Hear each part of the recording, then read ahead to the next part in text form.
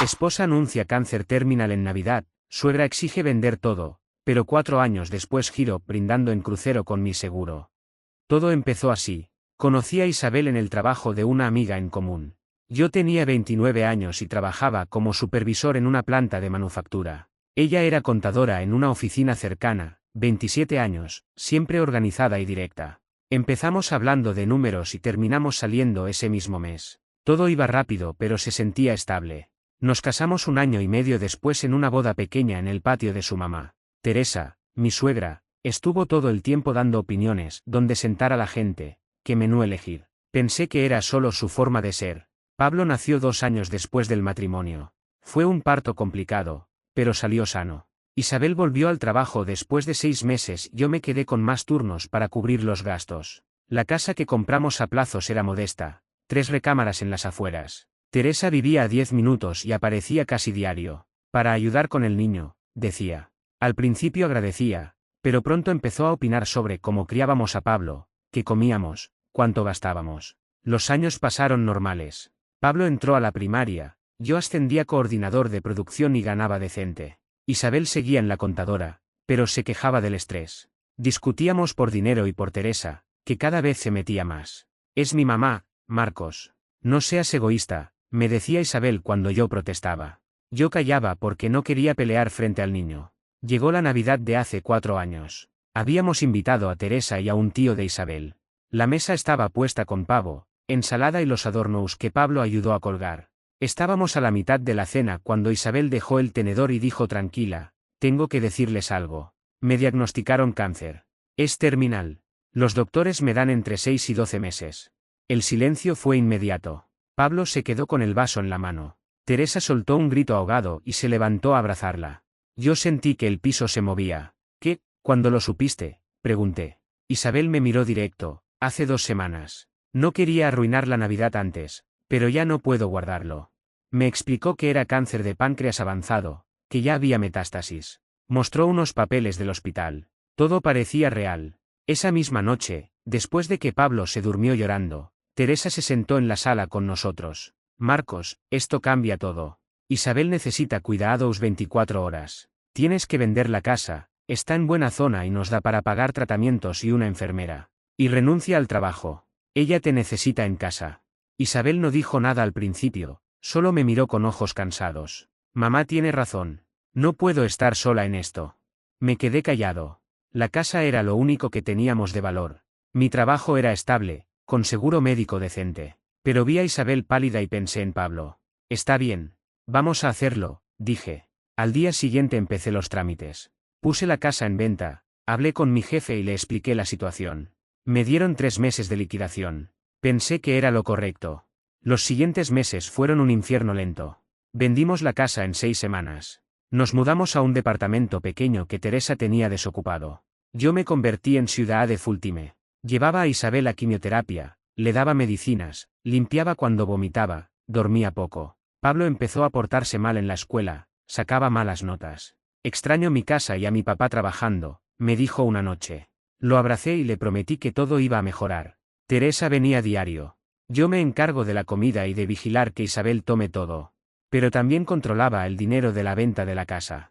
Es para los tratamientos de mi hija, repetía cada vez que yo preguntaba en qué se gastaba. Isabel cada vez estaba más débil, apenas caminaba.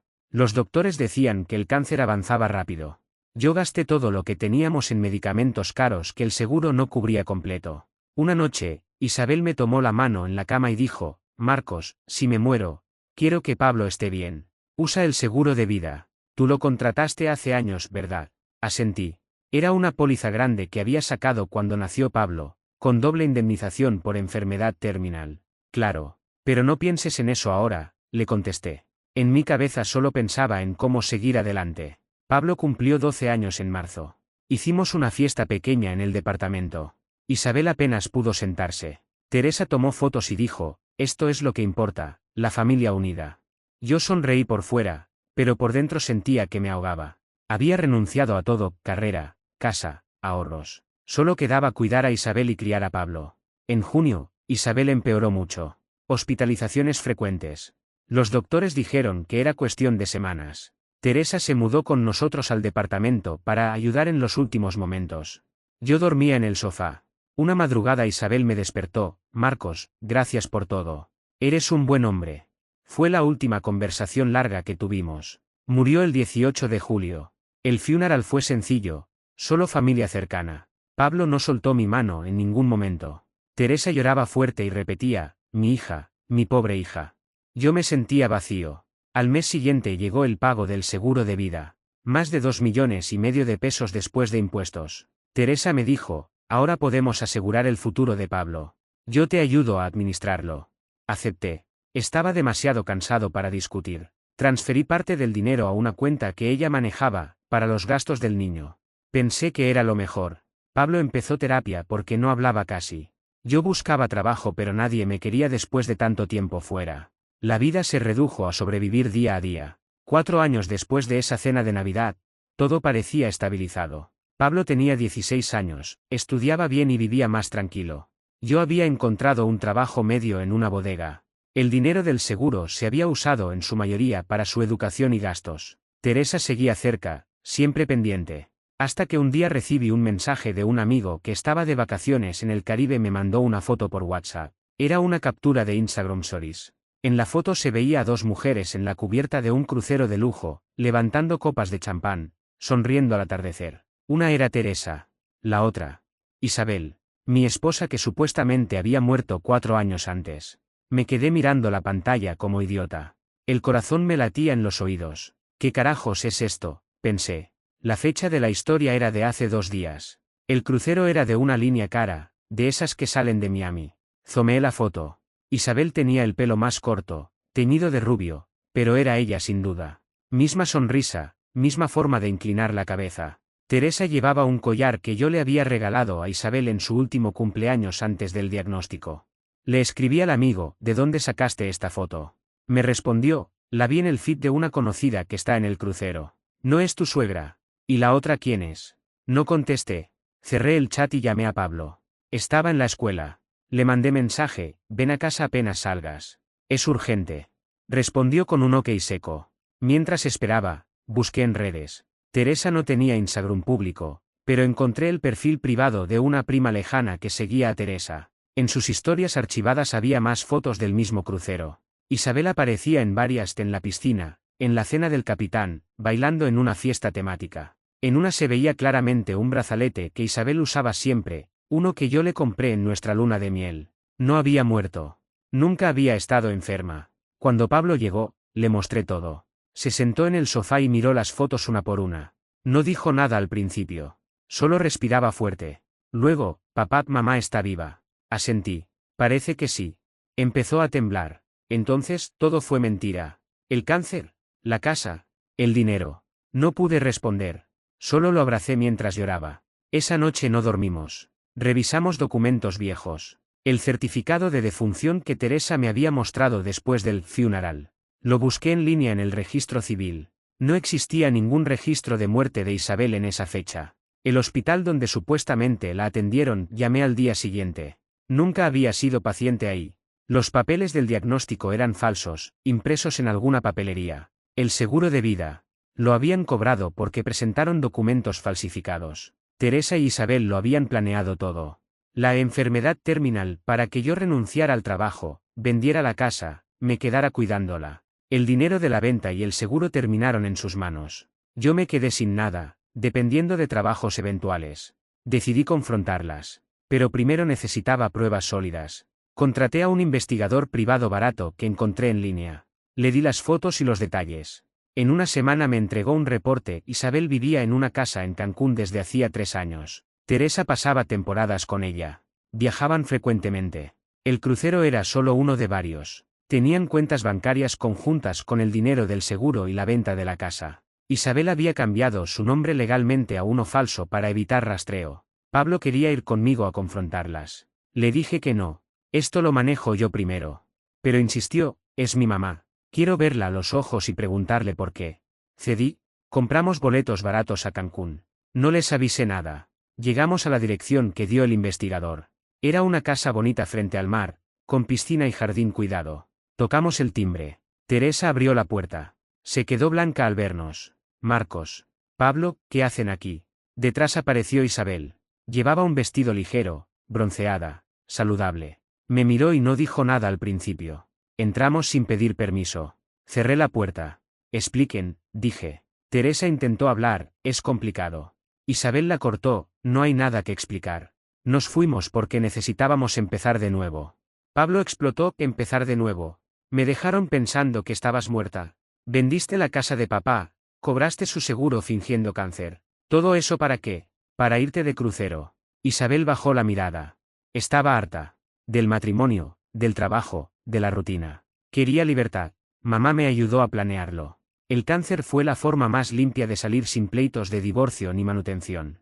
Teresa agregó, lo hice por mi hija. Tú nunca la valoraste lo suficiente, Marcos. Ella merecía más. Sentí náuseas. ¿Más? Robándome todo. Renuncié a mi carrera por cuidarte. Gasté ahorros en tratamientos. Pablo sufrió años de terapia por tu muerte. Isabel dijo, lo siento por Pablo. Pero no me arrepiento. Ahora soy feliz.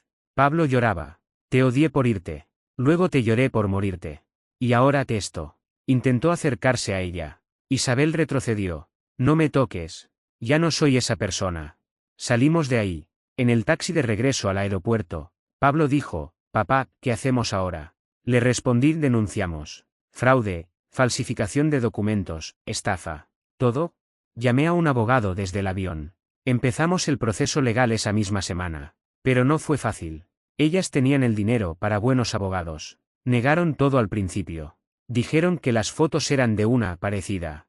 Pero las pruebas eran muchas transferencias bancarias, testigos del hospital falso, el cambio de nombre. El caso avanzó lento pero seguro. El abogado que contraté se llamaba Ricardo. Era un tipo experimentado en fraudes y estafas familiares. Revisó todo, el certificado falso, las transferencias bancarias que rastreó a cuentas en México y luego a una en las Islas Caimán, los cambios de nombre legales que Isabel hizo en un notario de Quintana Roo. Esto es fraude organizado, falsificación de documentos públicos y estafa agravada. Podemos pedir prisión y devolución total del dinero, me dijo en la primera cita. Cobraba por adelantado, pero valía la pena. Pablo vino conmigo a todas las reuniones. Quería entender cada paso. Papá, van a ir a la cárcel. Le respondí honesto, si las pruebas son sólidas, sí. Pero el sistema es lento. Él asentía, pero se veía más serio cada día. En la escuela empezó a sacar mejores calificaciones otra vez, como si canalizara la rabia en estudiar.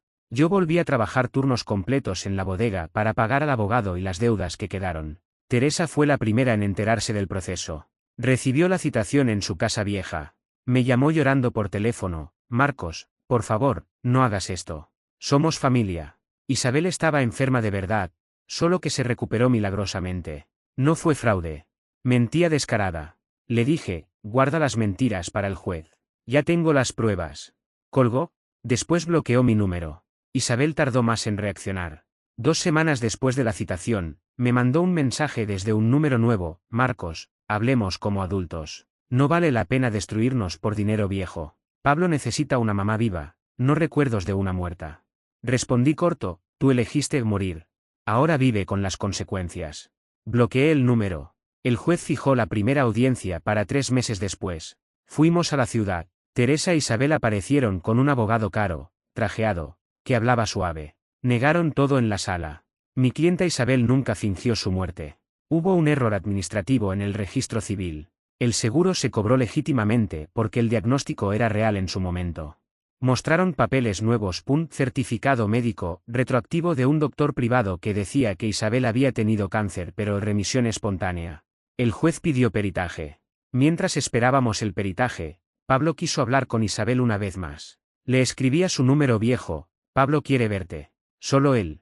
Aceptó. Se encontraron en un café público. Pablo me contó después, llegó vestida normal, sin de oías caras. Se veía nerviosa. Me dijo que lo sentía, que no planeó lastimarme tanto. Que el plan era divorciarse sin pelear, pero que Teresa insistió en lo del cáncer para sacar más dinero. Dijo que se arrepintió cuando me vio sufrir, pero ya era tarde. Me pidió que no la odiara. Pablo le respondió, te odié mucho tiempo. Ahora solo siento lástima. No quiero verte más. Se levantó y se fue. Cuando llegó a casa me abrazó fuerte y no dijo nada más esa noche. El peritaje salió en contra de ellas. El doctor falso confesó que le pagaron por firmar el papel. El registro civil confirmó que nunca hubo defunción registrada. El banco mostró las transferencias, el dinero del seguro fue dividido en dos cuentas, una para Teresa y otra para Isabel. El juez dictó orden de aprehensión preventiva. La policía las detuvo en Cancún. Teresa en su casa, Isabel en el aeropuerto intentando salir del país.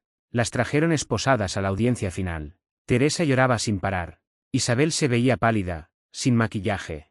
El fiscal presentó todo, fotos del crucero, extractos bancarios, mensajes viejos donde planeaban el diagnóstico desde meses antes. En uno Isabel le escribía a Teresa, con el cáncer fingido, Marco renuncia y vende la casa. Luego cobramos el seguro y nos vamos. Pablo se queda con él, no nos molesta.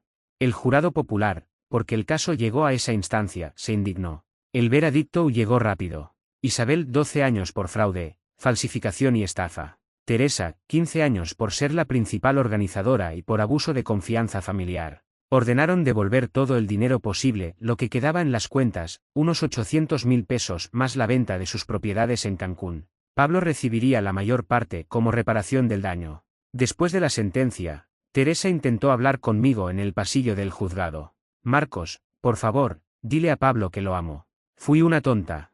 La miré fijo, tú no amas. Tú usas. Vive con eso. Isabel no se acercó. Solo bajó la cabeza cuando pasó cerca de Pablo. Los siguientes meses fueron de recuperación lenta. Recuperamos parte del dinero. Compramos una casa pequeña otra vez, nada lujosa pero nuestra. Pablo entró a la universidad con beca. Yo conseguí un mejor puesto en una fábrica nueva. Empecé a salir con una mujer del trabajo, Clara, que sabía toda la historia y no juzgaba. Un año después de la sentencia, Pablo me dijo, papá, gracias por no rendirte, por pelear por nosotros. Le respondí, no peleé por venganza. Peleé porque tuvieras la verdad y un futuro sin mentiras. Me abrazó.